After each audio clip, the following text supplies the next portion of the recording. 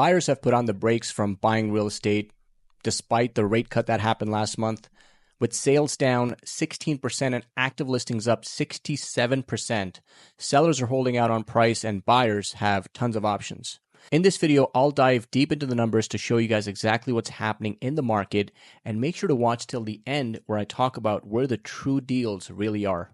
Hello everyone, my name is Sitzer from Teams of Real Estate. I help clients with buying, selling, leasing, investing, as well as first access to pre-construction condos. If this is your first time, please consider subscribing for all things real estate. So the Bank of Canada finally did a much anticipated rate cut in the month of June after 2 years of consecutive rate hikes.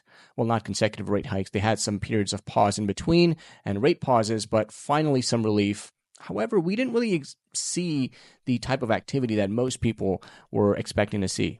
The rate hikes that we saw from the Bank of Canada over the last 2 years almost brought the real estate market to a standstill and brought us some much needed price corrections.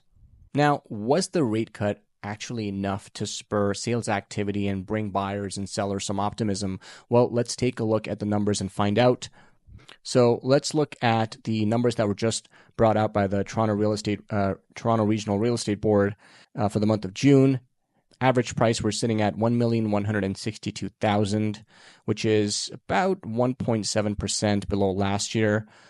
Sales at 6,213, which is almost 17% below June of 2023. New listings were up 12% at 17,964.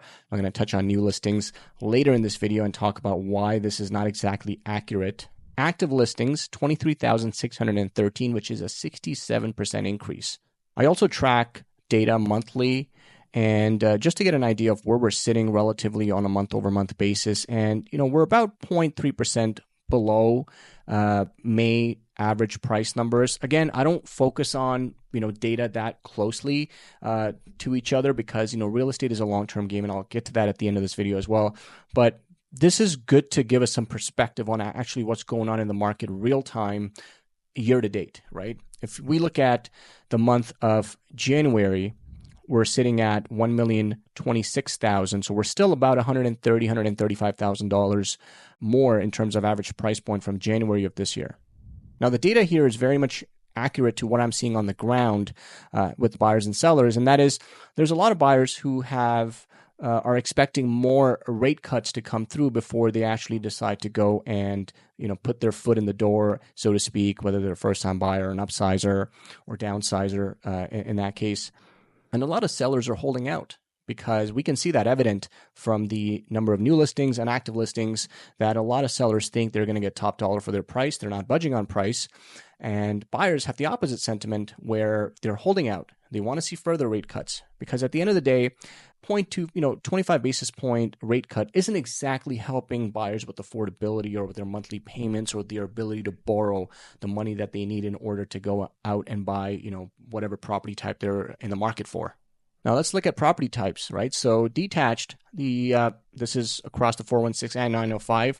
We're sitting at $1,480,000, which is a 3.3% decrease from June of last year.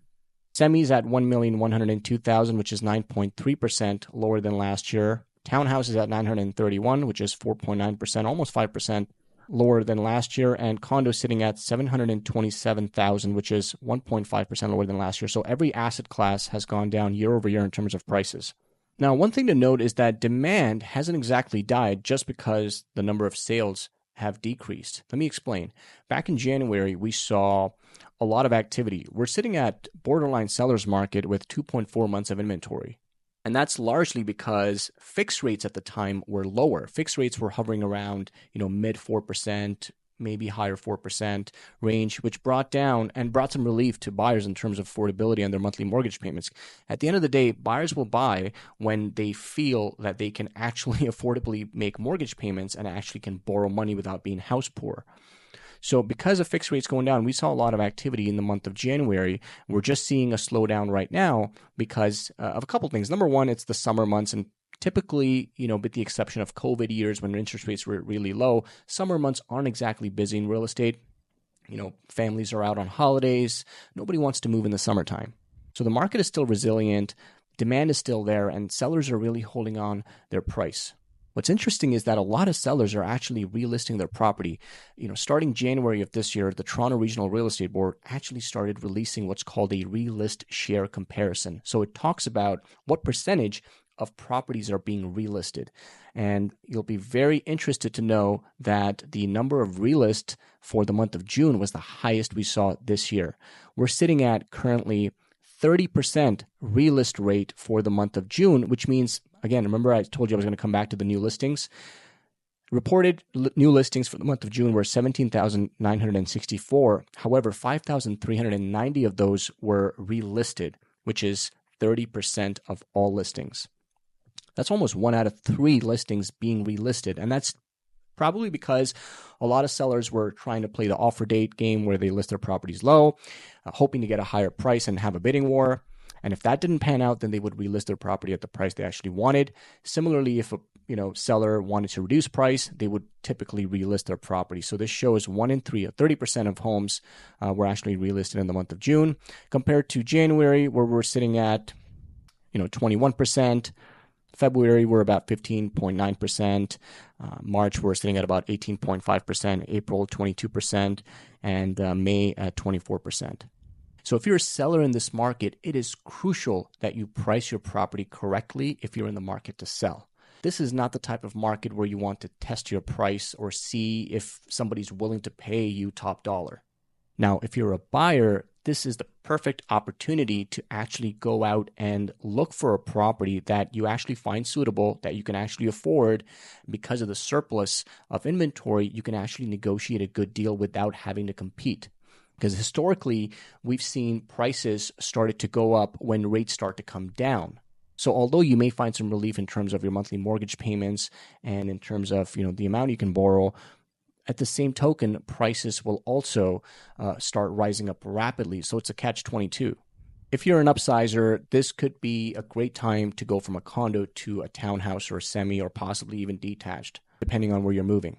If you're a first-time buyer and you're maybe looking at condos, it's a great time to be buying a condo in this market because on average across all treb areas consist of pretty much all of the GTA, we're sitting at over 6 months of inventory. In the city of Toronto, we're well over 6 months of inventory, which means we're in a heavy buyer's market where buyers have the upper hand. You have lots of options and you have a lot of room and leverage to negotiate. Now, if you'd like to assess your needs individually to see whether or not this is the right time for you to buy, sell, upsize, downsize, or get in the market, then click the link in the description to book a one-on-one, no obligation time with me for a date and time that works best for you. Hope you guys found this video valuable. If you did, please go ahead and give it a thumbs up. And of course, if you haven't already, please go ahead and subscribe for the latest in real estate. Thanks for watching. Take care.